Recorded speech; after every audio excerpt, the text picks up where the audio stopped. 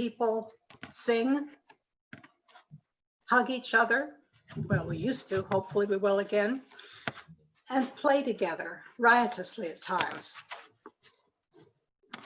It also cherished, educated, and supported my children as they dealt with being non-Christian in an overwhelmingly Christian city. I could probably hog the whole service elaborating on this. But I'm going to now turn it over to other people. And I've asked them to speak in a kind of descending order of longevity here. Okay, Carol Coffey, who's been coming for about 30 years, is first. This service was advertised as 9 members, long-term, very recent, very young to otherwise. Well, I'm your long-term and otherwise.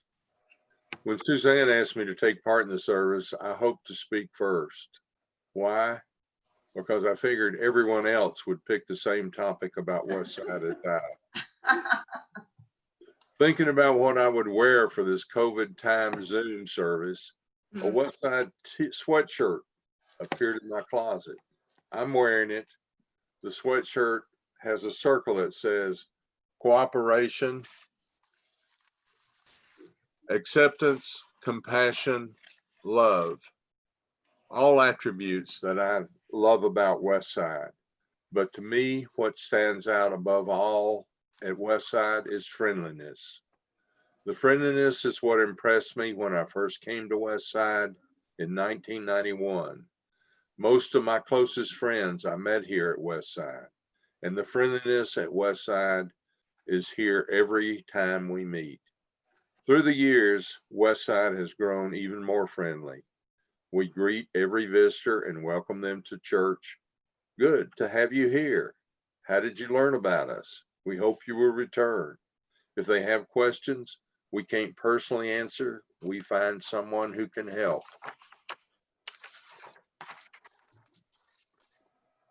We call each other to see how we're getting along, especially in these difficult times.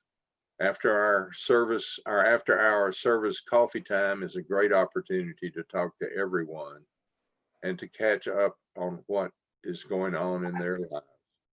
It is Westside's friendliness that I love most of all, and it is that friendliness and the friends that I have made here at Westside that makes it my church home. Carol, thank you. Thank you so much. I'm going to start tearing up. Barry Shumpert is next. Barry's been coming, he said, for about 25 years. I can't be exact on people. I know he doesn't need introducing to you. Wow, that's something. Well, the list of things I love about Westside's grown since I started coming just about 25 years ago, about 6 months before we moved into the building we're in now. But for today, I've narrowed it down to 3 of the reasons I think are most important to me. First of all, like Carol said, it's the people, both individually and together. There's so many good, interesting, talented people here, and many who come from much different backgrounds than mine. I always have a great time and learn a lot from talking with other Westsiders, whether it's at coffee hour or in committee meetings or working on projects. The folks here have so many different types of knowledge and understanding and talents, and they're all open-minded and willing to share. I felt welcomed and encouraged and supported ever since my first visit, and I've come to think of this family, of this congregation, as my growing family. The second thing I love about Westside is the spiritual and emotional support and encouragement I get here. This comes from many sources, especially the services led by Reverend Carol. I can always count on being comforted when I'm afflicted and afflicted when I'm comfortable. The church service last Sunday and the discussion followed during coffee hour afterwards helped calm my angst about the insurrection at the Capitol and the sorry state of our national leadership. I needed that comfort. On the other hand, a few months back, We had a group reading and discussion of an indigenous people's history of the United States that jarred me out of my complacency about our country's history and claim to exceptionalism. I can't say I enjoyed being afflicted that way, but I know I needed it. Both of these experiences and many more like them helped me grow in spiritual understanding and depth. Finally, I love our congregation's ongoing commitment to improvement, to making ourselves more socially conscious and active and more fully welcoming. We've had church services lately that have helped me better understand the lives and needs of people I don't often think about, and that have shown me how I can help make their lives better. For instance, a few months ago, our service was presented by the leaders of an organization of farm workers who play an important role in providing the food we rely on. They told us about their struggle for humane working conditions and better pay and more basic and for basic benefits. They motivated me to help them financially and to join their boycott of Wendy's restaurants. In addition, I'm proud of Westside's renewed effort to understand and welcome people whose personal experience of sexuality and gender are different than those we are used to. I'm so glad that our congregation is willing to work so that we can create a home where everyone is welcome. I could go on to other things that keep me coming back for more of Westside, but those are three I'll stop with for today. Thank you. Barry, thank you. Thank you so much. Speaking of people who have contributed so much to Westside and continue to. Next is Judy Winchester, who she says has been coming about 20 years. I have to ask people. I don't track well. I can remember yesterday maybe, and that's, about it. Judy.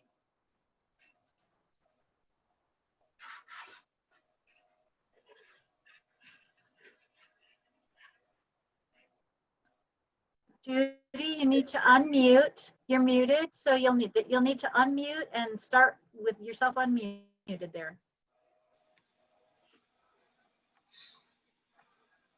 I thought you were controlling that, Carol. Okay, so my husband Jim and I moved to Knoxville in 1997, the same year you moved into your building.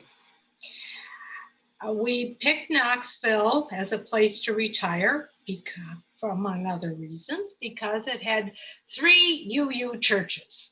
And we felt that we could surely make a home in a community that had 3 UU churches. So we didn't immediately join one of the 3. We looked them over. So I didn't become a member in 1997. It was a little later. But it did prove we're glad we picked Westside, and it has proved to be a loving community for us here in Knoxville. And it particularly proved that on February 12th, 2013.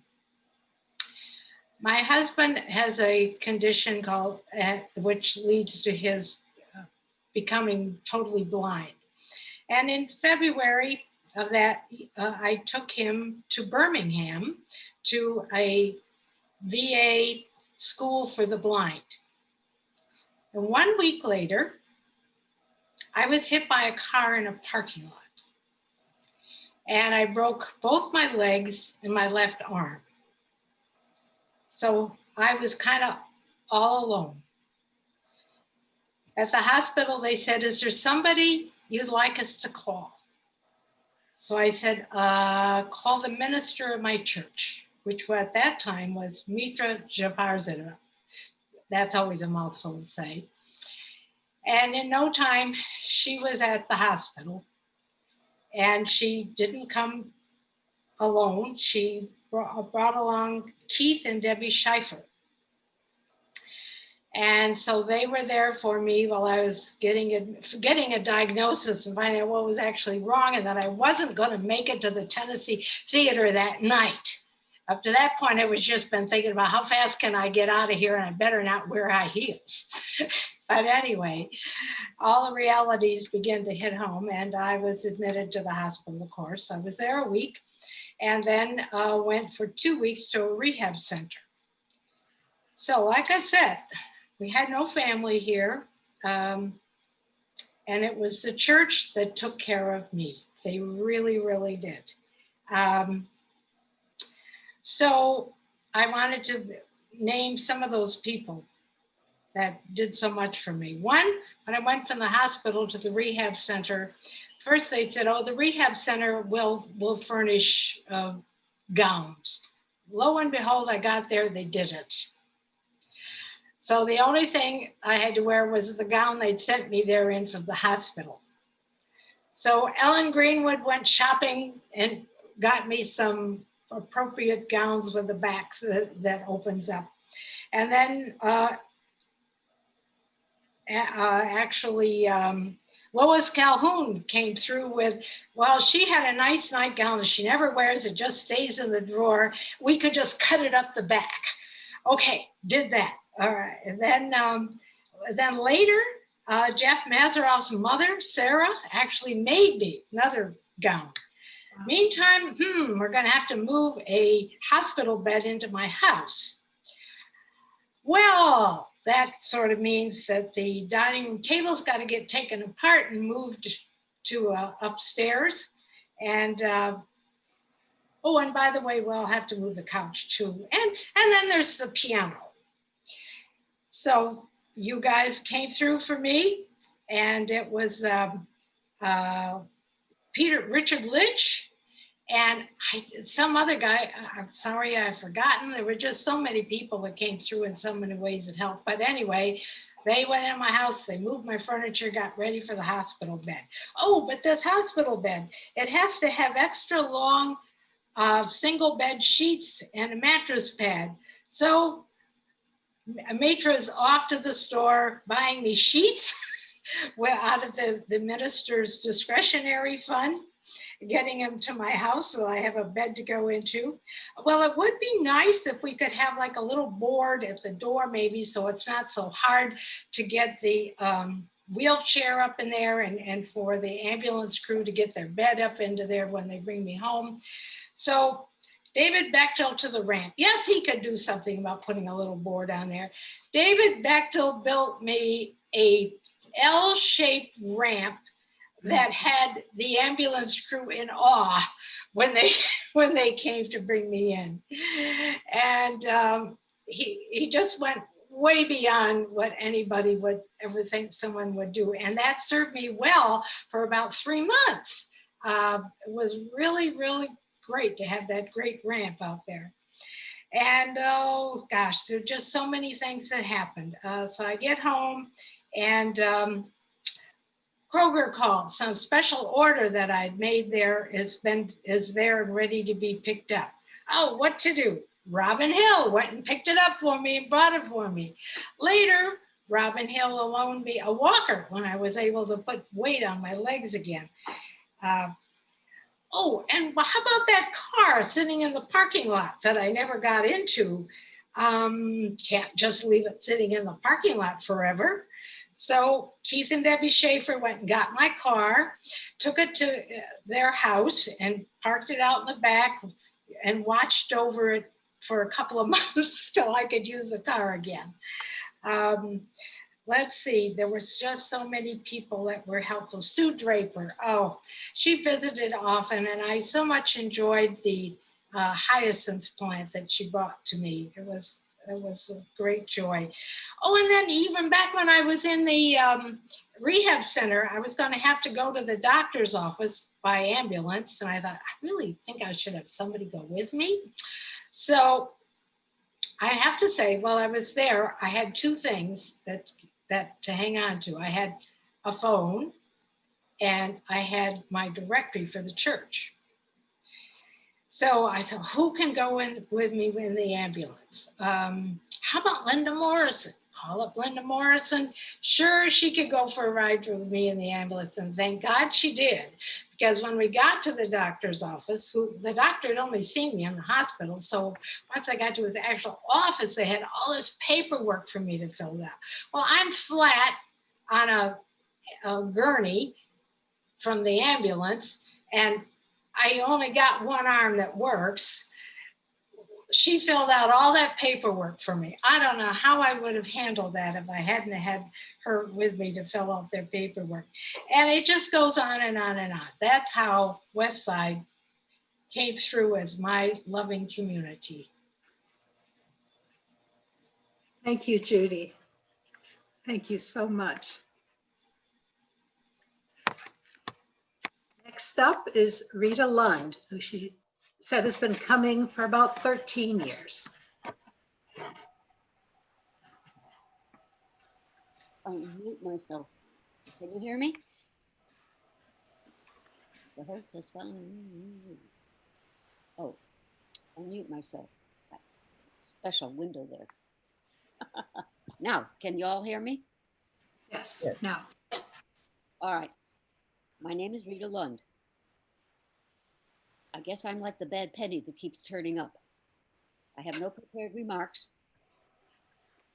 I moved down to Tennessee from Connecticut in '07. And I guess that fall is when I first showed up at Westside. I couldn't even remember what made me in particular. Well, nothing drew me in particular, I guess. It's just that I had belonged to the Unitarian Church in Westport, and that's a large church. It had over 500 members. And I knew there was Tennessee Valley UU down here. And then there was also Westside. And I thought, well, I'm going to go to the little church just to be different. And so I started going. Mitra had just started at the church at the time, I think. It's not the year before. But anyway, I was new to everything, so everybody was new to me. And the first time I went into the church, there was only the one banner hanging over the table up in front. And the soft green walls, and I think there were like a couple of ficus trees, one on either side, but it was so softly, simply, peacefully done. I just felt this just feels good. Because though I came to UUism on the late side of things, only about '03, that's not quite 20 years ago, I embraced it very well because it would take me as I am. I had dismissed organized religion for me years before, but I could be part of UUism. And I was very active up in Westport. And so I knew when I came down here that I wanted to be at a church. And when I walked in to Westside, it just felt soft and warm and peaceful. And I very strongly believe, it, for myself certainly, that I have a spiritual component. I call it my essence, because I'm basically, I think you'd have to call me sort of a secular humanist. But I have a spiritual component, and I need to have a spiritual home. And I have found that at Westside. I knew when I came down, though I had been very active up in Westport, I knew that my personal agenda was not going to have me being active in terms of signing up for anything long term. I am really very good at being spontaneous, and I have done all kinds of things that require a one shot or a once a month type deal. And now that I'm going to be, and am, I'm sure here, the oldest person, I'm down to the point of, well, the last thing I ever did, and I hope will continue, that I can be Alice Thornton's, one of her second Sunday greeters. That's been my last job for something over a year. And I have seen people at this church work so hard. You know, I think of Alice and Jerry, and Ellen Greenwood has not missed a Zoom, I don't think, at all. And though I've been to just a few, but I believe in UUism. If I had known about it before I did, when my children were young, that's where we would have all been going there. But I believe in UUism, and I so appreciate everybody that has done so much. I mean, these people before me, they've all been doing wonderful things. I just sort of show up, and if a hand needs to be done. But now that I'm going to be 85, it's more a matter of just writing a check. And I've been very grateful for all the people that smile at me when I do come, and that are just so genuinely honest, kind people. And the talent, that's innumerable. Boy, you should hear Judy Winchester belt out a Broadway song. I mean, Yes. that is really good. No, I'm not kidding. You know, and I think about the fun I had.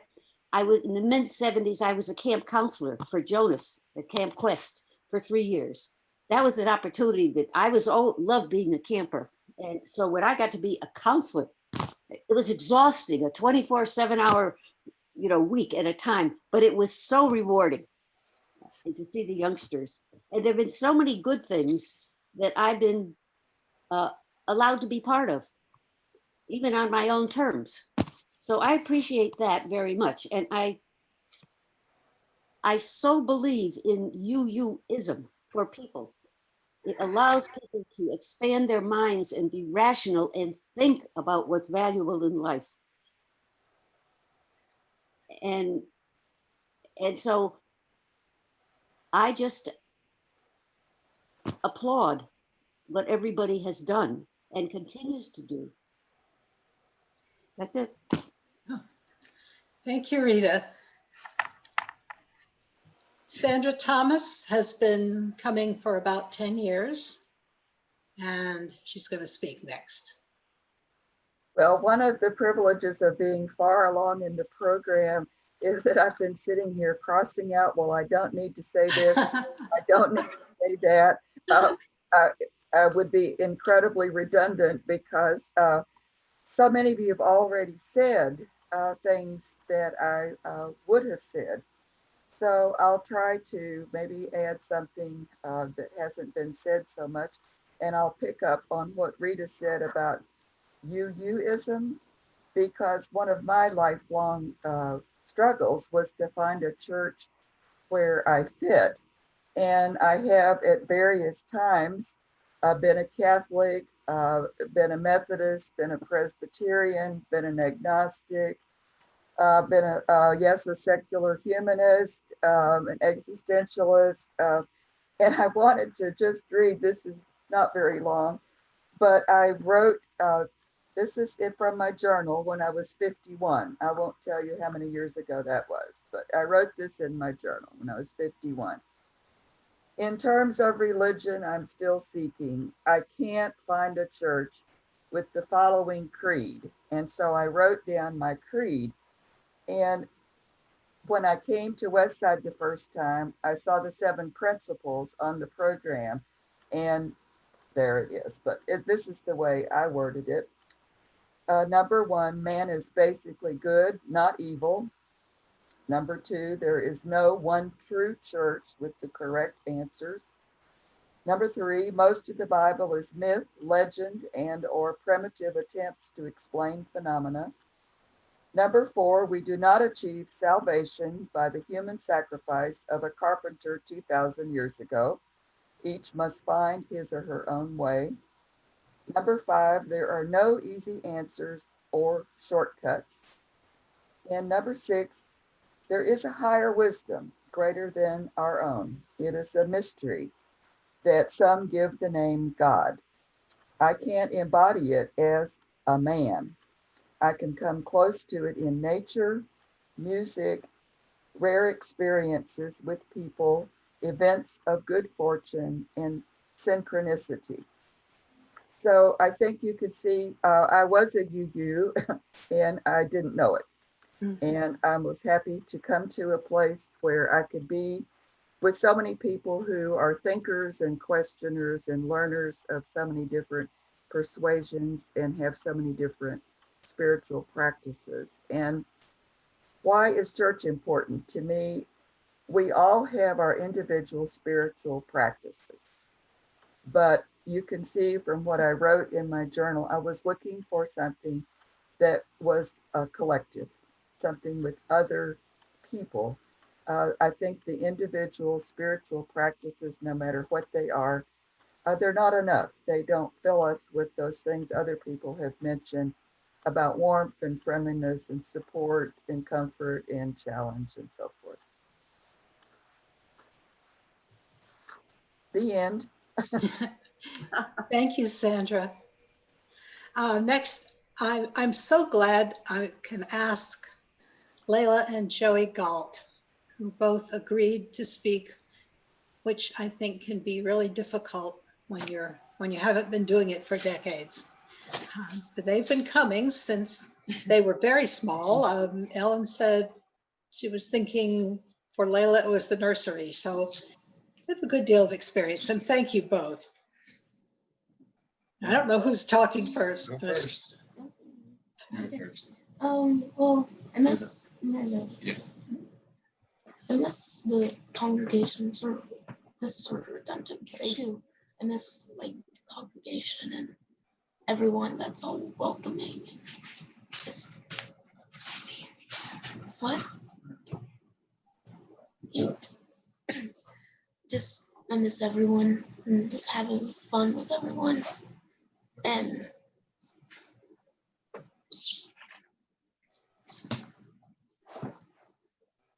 I just love being with everyone, love being with the congregation. Layla, I miss you. It's so good to see you. Mwah. Yeah.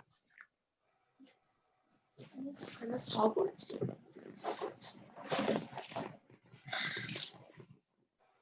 Thank you, Layla. Thank you so much.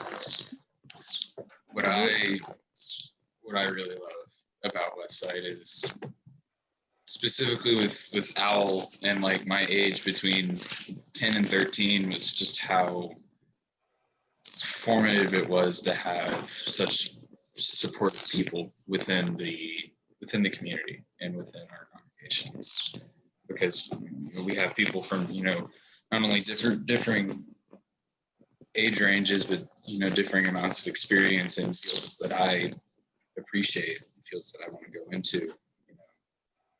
With people's mental health, that's something that I wanted to study for a while. Never really realized. A lot of you guys have kind of put me onto that track and been supportive the whole way through.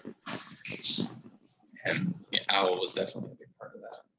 Realizing that that's what I want to do, and kind of realizing that not everyone has to figure out the path, and that it always kind of is emerging different routes, and that I don't have to be on one set path. All of you as a community really helped me realize that.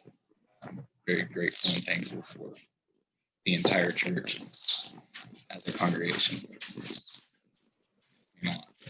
Joey, thank you. Thank you. Thank you very much. I think some of that's taking me back to having my own kids growing up in the church and what was important. Yeah. Okay. Linda Scharf, who's been coming for about 5 years. Layla, it's so good to see you. I miss you. And I look forward to getting back to face-to-face services.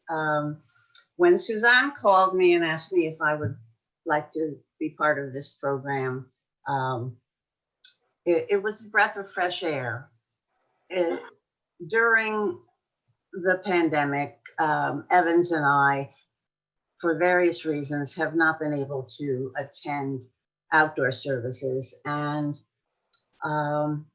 Zoom meetings are wonderful in terms of being a substitute for what we're going through, but it hasn't been connective as much as being face-to-face service. So we haven't been attending, but that does not mean we don't feel part of Westside. Westside is part of our inner hearts. And let me just tell you a little bit about how we came to be part of Westside. Evans and I are Jewish Unitarian Universalists. Until we retired from our home in Stamford, Connecticut, we were members of a small Reformed Jewish group called Havara. And Havara translates to fellowship. And this is a type of congregation that meets in members' homes and rented space. And sometimes these groups are part of a large congregation, but they kind of get together as a little bit of a separate group. So we retired to an over 50 community in Loudon, Tennessee in 2005. And we intended to join a local Jewish Havara, but there weren't any available in the area at that time. I don't know if there is now, but we're so much part of Westside that we're not looking for anything else. So we were not affiliated for many years. And we kept our Jewish faith in terms of we celebrated holidays with our families and friends at home. But eventually, I missed the intergenerational part of a life because we are in an over 50 community, and everyone around us, except for a few younger families scattered here and there, we're all over 50. And some of us are over 60, and some of us are over 70, and some of us are over 80. There may be some 90, but anyway, I was beginning to miss that community. And just around that time, a friend of mine told me about an experience she had. Oh, here comes Evans. Hello. Hello, everybody. Hi. Oh, you can go in now, huh? Okay. I just wanted everybody to see that he is part of this, but I'm doing the speaking. Okay. So anyway, we retired to this over 550 community, and it was all over 50 people around us all the time. And so this friend, this dear, dear friend, had attended a coming of age ceremony for her grandson. They live out in Minnesota. And when she came back, she just shared with me, I think because she knows that I have a spiritual piece in me.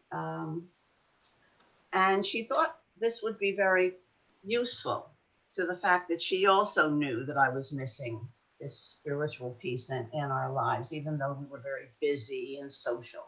There was that piece missing. So she told me how impressed she was with her 15-year-old grandson. I mean, of course, she knew her grandson well, but not on an intellectual basis. And she realized that he had, because he had been brought up in a UU environment, she came to realize through his participation in his coming of age service that he had grown into an extremely ethical, thinking, open-minded supporter of social justice.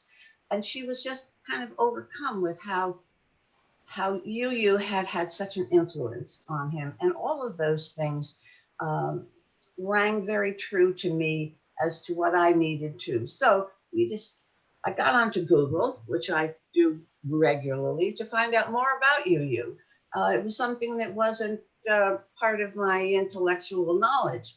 And the more I read, the more I felt, well, maybe this is a good place for me and Evans, because I didn't want to leave my Jewishness behind. My primary religious affiliation is I am Jewish, but I couldn't find Jewishness with as much spirituality as I felt I needed. So we gave UU a try. Now, it only took one time that we went to Westside to feel the warmth during the service and the coffee hour. We felt so welcome. It was just a fit. So we love the open-mindedness and the intergenerational spirit we felt at Westside. Reverend Carol and the worship committee continually broadens our perspective and challenges our intellect. So COVID-19 put a pause on our active attendance at Westside, but when this pandemic is under control, we'll be back for the weekly services. We miss our time to get in touch with our spiritual side and to nurture our intellectual side and be surrounded with the warmth of being part of this community. So those are my thoughts for today, and thank you for inviting me to be part of it. Well, Linda, thank you. And thank you for the enthusiasm with which you responded to my request. I really appreciated that. I was delighted. Thank you for inviting me. It brought me back a little closer. Thanks. Okay, and now Kayla Rangel Spa, who has been coming for only about 2 years. It's kind of hard for me to believe that because Kayla's so quickly became so very much a part of us. But she has a more recent perspective on what's important about Westside. Thanks, Suzanne.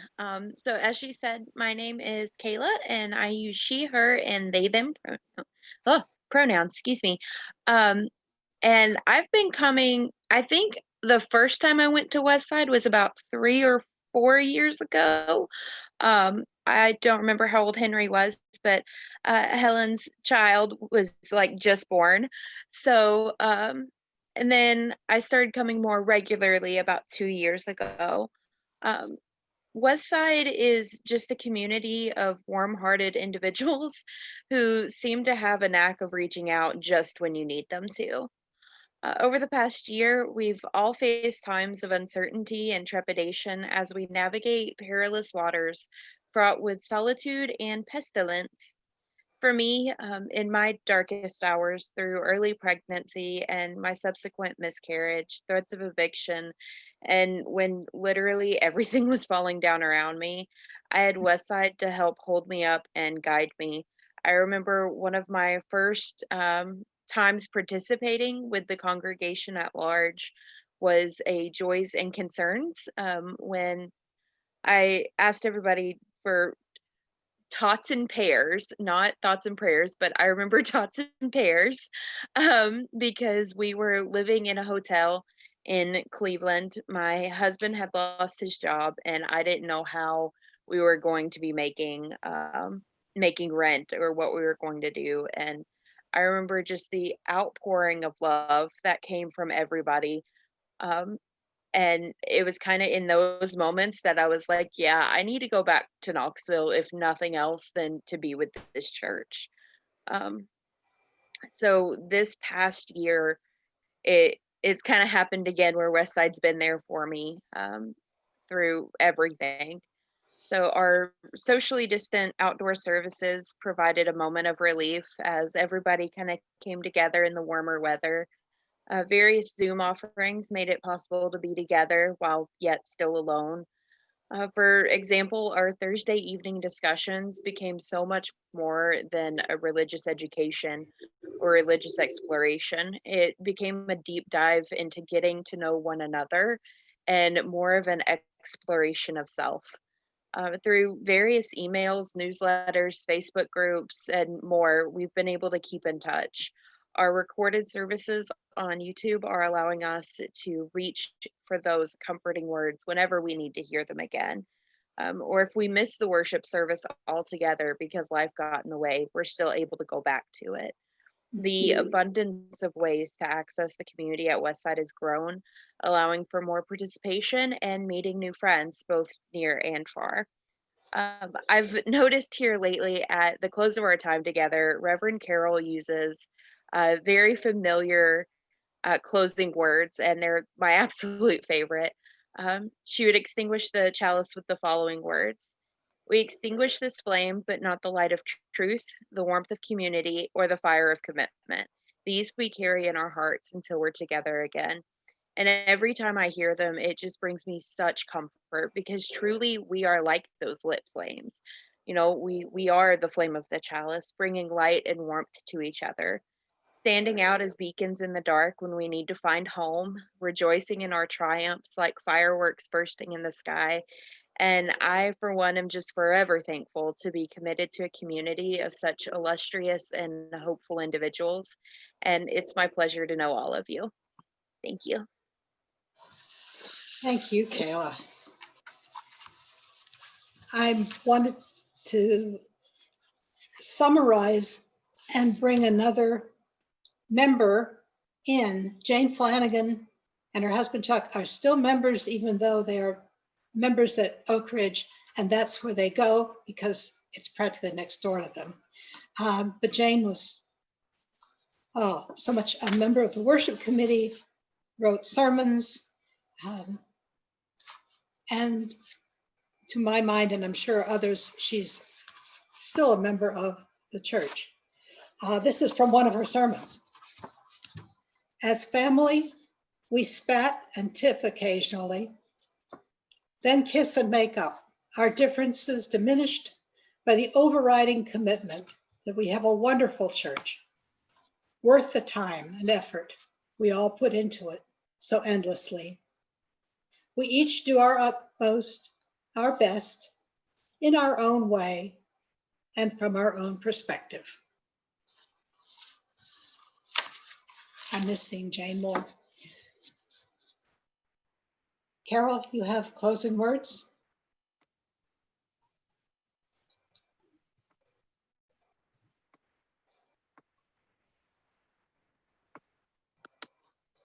Kayla has already used our closing words, so they're not really Sorry, girl. closing words.